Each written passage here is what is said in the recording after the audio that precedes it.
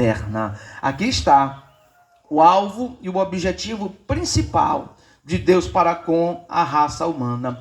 Deus, ele fez o homem, ele criou o homem, está lá em Gênesis. No princípio criou Deus o homem, né? Do pó da terra Deus cria o homem, certo? E sopra nas narinas do homem o fôlego de vida.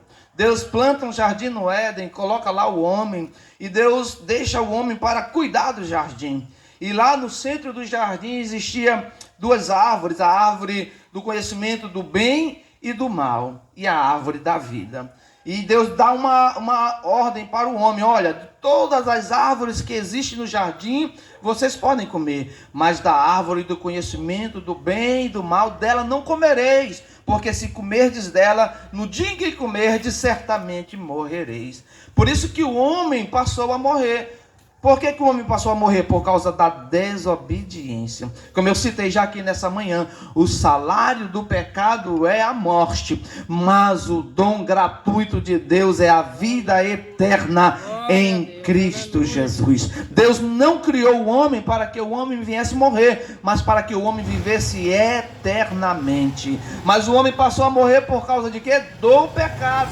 A Bíblia diz que o pecado entrou no mundo e com o pecado a morte, mas Deus, através de Jesus, trouxe a vida eterna. Ele disse: aquele que crê em mim, certamente viverá. Louvado seja Deus. Amados, essa história que eu acabo de trazer aqui em João 3, a Bíblia nos narra a história de um homem que ele era príncipe em Israel, e o nome desse homem era Nicodemos. Nicodemos, ele era príncipe, conhecedor da lei. Por isso que Jesus diz: rapaz, tu és príncipe, tu és mestre em Israel e não sabes isso? Porque Jesus Cristo estava falando para Nicodemos acerca de quê? Da palavra, a Bíblia. E Nicodemos, ele deveria saber, porque ele era mestre em Israel. Então, tu não entende essas coisas? Nicodemos, ele ficou perplexo quando Jesus fala para ele: olha, na verdade te digo que é necessário nascer de novo. E aqui nós já ouvimos testemunho de pessoas que já nasceram de novo e hoje tem uma vida nova, porque Deus, ele faz nova todas as coisas. A Bíblia diz que se nós crermos nele, pois o crer vem pelo ouvir, e o ouvir a palavra de Deus. E é isso que nós estamos trazendo para você nesta manhã, a palavra de Deus, que pode mudar a tua história. E assim nós vimos aqui através dessa história que Jesus disse: necessário é nascer de novo. Porque aquele que nasce de novo pode ver o reino de Deus. Quem não nasce de novo não pode ver o reino de Deus.